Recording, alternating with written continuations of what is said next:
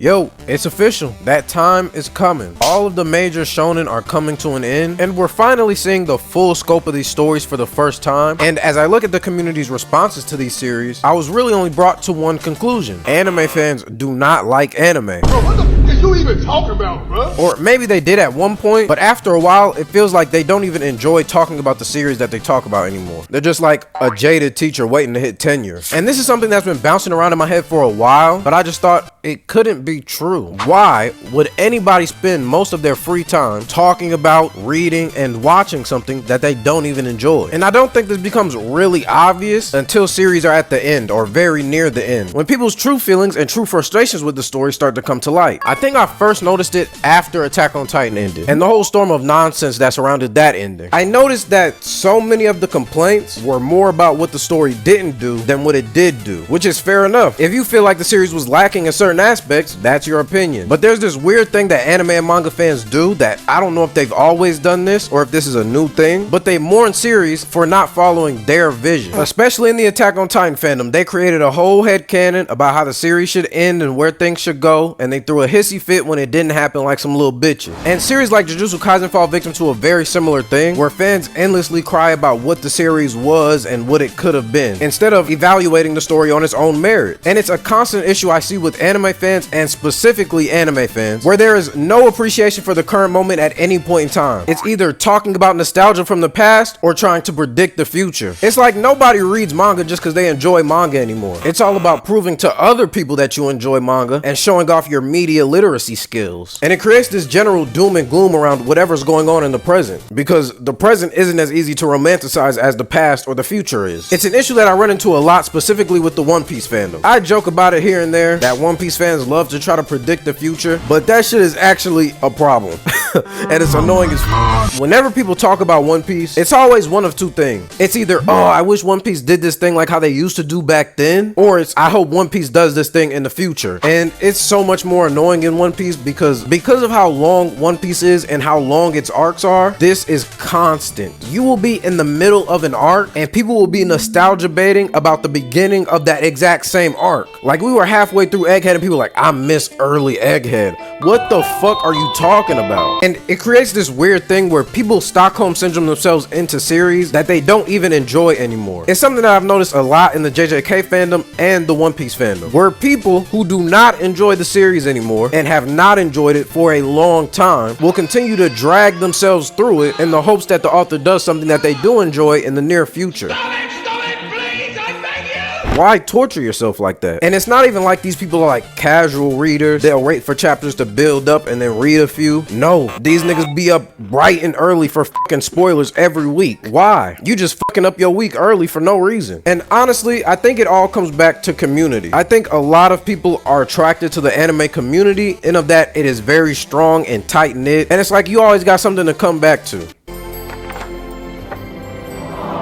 which is cute and all, I guess. But when people are more interested in the community than they are in the series, it creates a specific problem that I've talked about a little bit before. And it's an issue that's huge in the My Hero Academia community and the Jujutsu Kaisen community. All the fanon and headcanon and shit. And I don't think before I understood just how bad these things were, but now that My Hero Academia and Jujutsu Kaisen are coming to an end, you're seeing exactly what that shit does to a fandom. Because let's be honest, My Hero Academia fans and Jujutsu Kaisen fans hated their series long before they reached their ending. And I think the same thing could be argued for the Attack on Titan fandom. But they all stuck around for the idea of, oh, when this thing happens, it's gonna be peak. Like Jujutsu Kaisen fans, y'all still waiting on the merger, huh? He don't got a clue in the fucking world. I'm gonna be honest, if your enjoyment of a series hinges on not what the series is doing currently, but what it could possibly do in the future, you don't actually enjoy that series. It's like people that stay with an abusive ex. What? Like, you don't love them, you love the idea of them. And there we go. Gege and Horikoshi are like y'all abusive boyfriends. But no, he can change. You don't know him like I do. Don't you remember Shibuya? Wait till we get the merger. It's gonna be just like Shibuya. And it's even worse because most of the time, the way that these fans romanticize these series doesn't even align with what the series are to begin with. It's a big issue that I talked about with My Hero Academia fans, and I'm gonna have a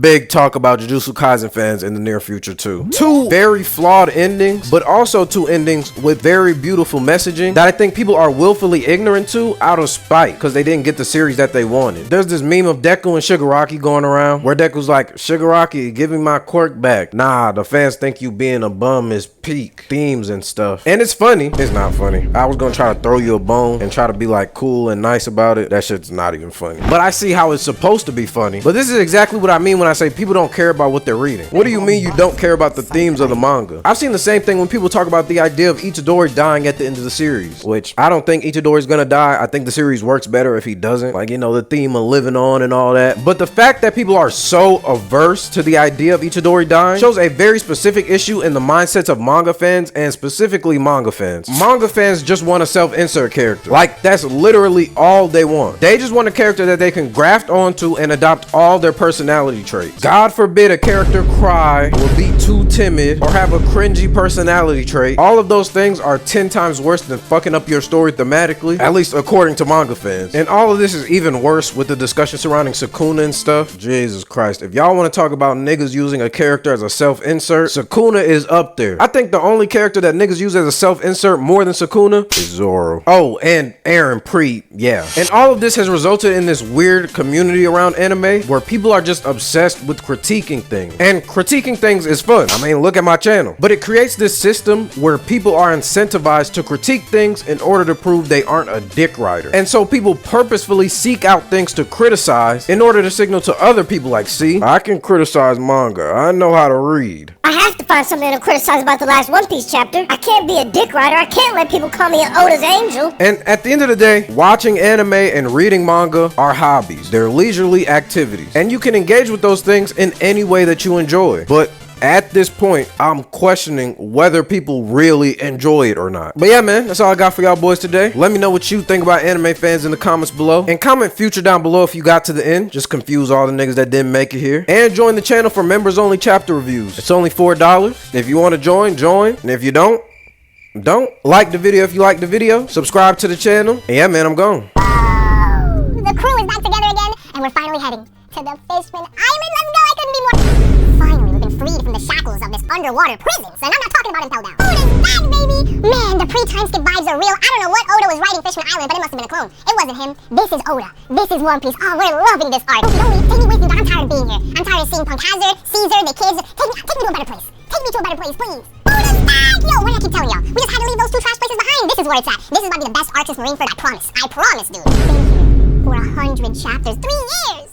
I don't care if we go to Big Mom, Zoe, Kaido, just get me out of here. Free me from this prison, dude. Oda's back! The pre-time skip vibes, everything I love about One Piece, it's here. From this point on, nothing but heat, nothing but gas. It's gonna be peak, go. Dude, this arc is off to an amazing start. It has everything that Dressrosa wishes that it had. But you know something? Fishman Island and Punk Hazard? They weren't that bad. They were shorter than Dressrosa, you know, they wasn't that bad. When are we getting to Wano? Seriously, how long have we been here?